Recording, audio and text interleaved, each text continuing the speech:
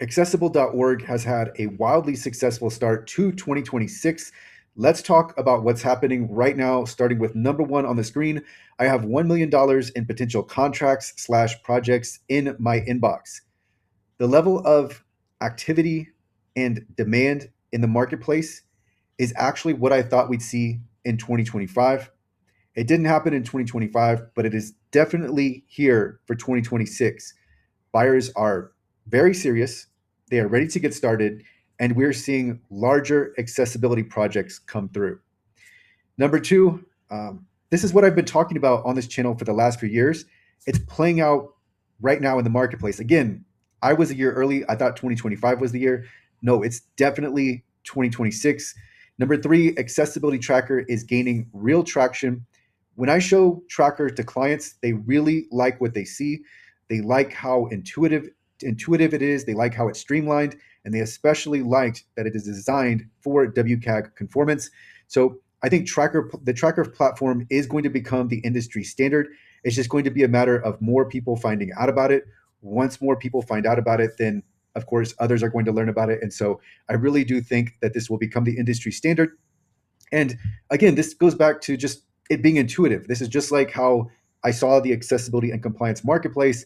It's the same thing about with the platform. It's just like, why wouldn't you go for a platform that's designed for WCAG conformance versus a platform that is based on an automated scan? And so that's another thing that I'm seeing in the marketplace is that more clients have a better understanding of what they need and what they do not need.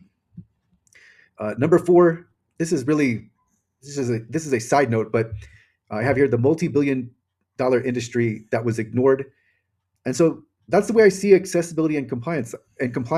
Accessibility has been overlooked for how many years? Forever now. Like accessibility just continually overlooked, um, and so there's not. Even though there are, of course, there are a lot of businesses, there are a lot of companies, contractors, etc. I don't think it's. I don't think we see nearly the level of providers that we would in another industry that represented the same amount of significance. And I compare digital accessibility and compliance to 10% of the SEO industry. With SEO, we see intense competition. I mean, you see people, there are so many people that are in SEO, but just relative to that and relative to what accessibility and compliance represents, you don't see you don't see that level of market. They're not like market providers. And so, by the way, SEO is the last I checked, it's about a 70 or $80 billion industry. Number five, I have my to-do list grows. So the more meetings I'm a part of, the more discussions I have, I keep coming up with ideas, and those are going to flow through in the YouTube membership. But there's more for me to do. Like, for example, someone will tell me something about accessibility tracker, and I'm like, yes, that's a great idea. Let's go ahead and add that to accessibility tracker. And it's another reason why I think tracker will become an industry standard. It's like it's already the best there is, but like we're not stopping there. And so I keep there are more ideas that aren't just about accessibility tracker, but just there are more, and this is just applicable to everything, but just as I talk to more clients, as I find out what people need and are just asking about, there are more ideas to have, and so I add more items to my to-do list. And this is slightly related. I actually thought about live streaming. I mean, more and more people are streaming now, and then I was like, what would I possibly be streaming? It would be me at my desk, uh, really responding to emails. I'm not going to be on a client call streaming. So, but I thought about it. I mean, it sounds somewhat outlandish, but I thought it might be there could be potential interest in it. But yeah, live streaming of me sitting at my desk and working is not it's not going to happen. But there will be live streams for the YouTube membership when that opens up. By the way, the YouTube membership. Um, I'm going to open up part of it. That's going to be in a video coming, but I'm going to open up part of the membership because I'm waiting for those hours to accumulate. And even though more and more people are watching this YouTube channel and the hours are going up, just the right now YouTube is not. I'm not advancing on that total hours needed to open up memberships. But another video coming on that. Also, a new director of operations for accessible.org um, is in place. So I've already talked to him. We've worked it out. I really think he's going to do well in this role, and so he'll be joining. And so I don't know if I'll have him on the YouTube channel, but he will be a part of the accessible.org experience for sure, because I definitely cannot, I can't do, there's so much to do, and there's so much, uh, there are so many clients that we need to help that I can't possibly take care of everything. And so he is going to be a part of accessible.org. There, he will help with the oversight of our operations, everything we're doing. He'll help with the optimization of the business, of our processes, and that's what I have next, to be um, also helping with processes. So he'll be a big part of accessible.org, and it'll be really good. What I want to have him do is to where what I want to have is to where he can really take care of most of what I already do. So in case I'm unable to, let's say I'm out for 2 days for whatever reason, then he'll be able to take over. So there will be a new director of operations for accessible.org. And then number 7 is something more general here, and this gives like a look into the YouTube membership, but I have invest in that which is new and unrealized and has promise, and then don't wait for the promise to be realized slash for there to be social proof. Yes, there is risk that comes along with this, but if there is social proof, there's less risk, but also less reward. So the reason I have this is because it's very applicable to accessibility and compliance. So, and you can think of other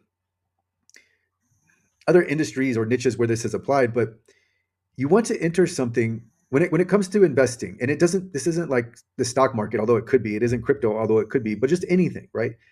When it comes to investing, you have a much higher likelihood of getting a significant return if you look into that which isn't realized yet. So if you're waiting for something to be a sure thing, then yes, that is less risk, but it's far less reward. So you're better off investing your time or your money or your energy into something that is unproven but has promise. So that's what you're looking for. Like, not like some, obviously there are many things that are unrealized but also have no chance of success. But there are, every now and then you'll come across something that is new and unrealized, but it has promise. Like, you can see like the ray of hope, the ray of potential is there. Like, it's possible. It's not always going to come through, but it's possible. And so we're seeing this happen with accessibility and compliance, and it's still there. As I just talked about, I still think that this is an industry that is being overlooked. Accessibility and compliance is white hot, and you do not need to be a technical expert to enter this industry. So you can get started in this industry and make money by being a partner, by networking, by advertising, etc. There's money to be made in this industry outside of auditing and providing professional services. And when I talk to people, I think that's something that is overlooked. I talk to so many people that want to be on the technical side of accessibility, which is fine, but there are so many other ways that you can participate in this. You can be in project management, etc. So we'll talk more about this in the YouTube membership. But I added this on here because I think it's relevant, and I think most people just too many people are looking at the short term, and they're not looking beyond the short term. And I think that's just a common theme that I see with the way people think, is they're not looking into the distance. And if you look into the distance with accessibility, it looks very promising. Now, obviously, there's the AI X factor, which is ever present in every industry. But when it comes to accessibility and compliance, this is still a relatively new industry, and it is more so than new. It is unrealized. Unrealized in that if you were to compare it to search engine optimization, there are so many people, there are so many firms, agencies, companies, and businesses in SEO. But when you look at the size of the accessibility and compliance industry relative to the SEO industry, you don't see that many providers in the marketplace. So I still think there's so much upside in accessibility and compliance. And we're seeing the marketplace open up right now, 2026, opening completely up. And so more on the YouTube membership, and that's going to come in a video following this one.